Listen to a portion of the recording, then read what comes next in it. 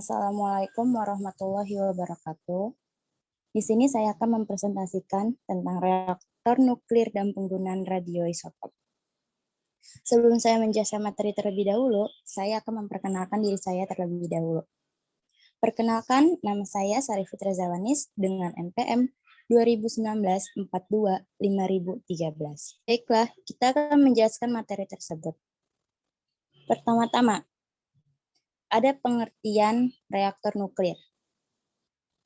Pengertian reaktor nuklir adalah suatu tempat atau perangkat yang digunakan untuk membuat, mengatur, dan menjaga kesinambungan reaksi nuklir berantai pada laju yang tetap. Slide selanjutnya ada komponen-komponen reaktor nuklir dan fungsinya. Jadi komponen ini terbagi menjadi 6, yaitu pertama ada bahan nuklir, berbentuk batang logam berisi bahan radioaktif yang berbentuk pelat. Terus selanjutnya ada moderator, berfungsi menyerap energi neutron. Ketiga, ada reflektor, berfungsi memantulkan kembali neutron. Keempat, ada pendingin, berupa bahan gas atau logam cair untuk mengurangi energi panas dalam reaktor. Kelima, ada batang kendali, berfungsi menyerap neutron untuk mengatur reaksi fisi. Dan yang terakhir ada perisai, merupakan pelindung dari proses reaksi fisi yang berbahaya. Oke, next. Ada cara prinsip kerja. Cara kerja pembangkit listrik tenaga nuklir atau yang disebut PLTN sama dengan pembangkit listrik tenaga uap atau yang disebut PLTU. Yaitu perbedaannya pada pembangkit listrik konvensional, bahan bakar untuk menghasilkan panas menggunakan bahan bakar fosil seperti batu bara, minyak bumi, dan gas alam. Sementara itu, pada PLTN, panas diperoleh dari reaksi inti atom di dalam reaktor. Slide selanjutnya ada jenis-jenis reaktor nuklir. Jenis reaktor nuklir ini terbagi menjadi 2, yaitu ada klasifikasi berdasarkan tipe reaksi nuklir dan klasifikasi berdasarkan bahan moderator. Yang pertama, klasifikasi berdasarkan tipe reaksi nuklir diantaranya ada reaktor fisi. Pada umumnya, reaktor jenis ini menggunakan bahan bakar nuklir, uranium, dan reaktor jenis ini akan menghasilkan plutonium. Meskipun dimungkinkan juga menggunakan siklus bahan bakar thorium, reaktor fisi dapat dibagi menjadi 2 kelompok besar berdasarkan energi neutron yang digunakan dalam proses fisi, yaitu ada reaktor termal. Reaktor jenis ini menggunakan neutron lambat atau neutron termal. Reaktor ini mempunyai bahan moderasi neutron yang dapat memperlambat neutron hingga mencapai energi termal. Yang kedua, ada reaktor cepat. Reaktor jenis ini menggunakan neutron cepat untuk menghasilkan fisi dalam bahan bakar reaktor nuklir. Reaktor jenis ini tidak memiliki moderator neutron dan menggunakan bahan pendingin yang kurang memoderasi neutron. Kedua, ada reaktor nuklir fusi.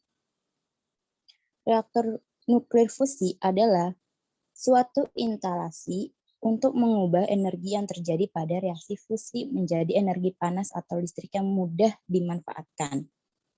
Reaksi fusi merupakan reaksi penggabungan inti atom ringan. Misalnya, reaksi antara deuterium dan tritium. Selanjutnya, klasifikasi berdasarkan bahan moderator. Moderator neutron adalah medium yang digunakan untuk mengurangi kecepatan neutron. sehingga energi kinetiknya dapat dikurangi. Jenisnya diantaranya ada gas cooled reactor, water cooled reactor, high temperature gas cooled reactor, dan terakhir high temperature gas cooled reactor baru. Oke, next. Slide selanjutnya. Ada kelebihan PLTN dan kelemahan PLTN. Kelebihan PLTN yaitu pertama, nuklir adalah sumber energi yang sangat besar dan efisien. Seperti sudah diterangkan di atas bahwa reaksi fisi dalam reaktor daya menghasilkan energi panas yang sangat besar. 1 gram uranium menghasilkan energi panas setara dengan 1 ton batu bara. PLTN jauh lebih efisien jika dibandingkan dengan pengguna energi fosil yang sekarang semakin mahal. Kedua, ada persediaan bahan bakar nuklir di dunia masih cukup banyak. Dengan adanya PLTN, tipe breaker reaktor, pengguna uranium dalam PLTN menjadi lebih irit. Dengan demikian, PLTN dapat memenuhi kebutuhan energi listrik untuk jangka panjang.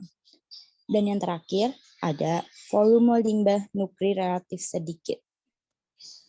Slide selanjutnya, yaitu kelemahannya. Di antaranya ada, pertama, kecelakaan nuklir dapat menyebarkan partikel radioaktif ke lingkungan yang luas. Radiasi ini dapat merusak sel-sel tubuh yang dapat menyebabkan penyakit atau kematian. Kedua, ada waktu konstruksi lebih lama.